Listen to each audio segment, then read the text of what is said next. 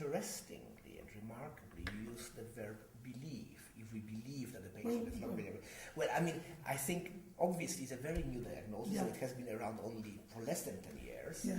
And I think it's still very much debatable. So how much do you think, from your experience, can we really distinguish logopenic patients, let's say, from non-fluent, or would you simply, in all patients, try to give them Demantil or donepezil and so on, and then, in a way, the response to treatment would be a post hoc, let's say, confirmation of diagnosis of logopenic behavior?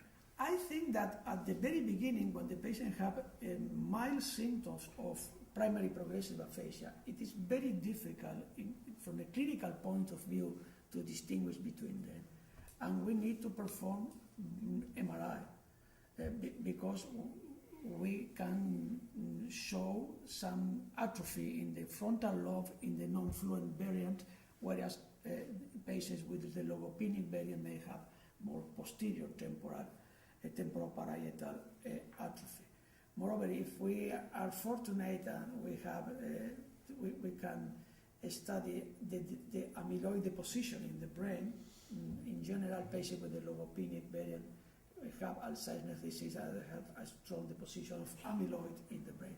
From a clinical point of view, I think that the patients with the logopenic variant are very similar to patients with conduction aphasia. They have phonological problems, they have impaired repetition, impaired short-term memory, impaired repetition of polysyllabic words and complex sentences, and also have very important problems in the comprehension of syntactically complex sentences, whereas I have no semantic problems at all.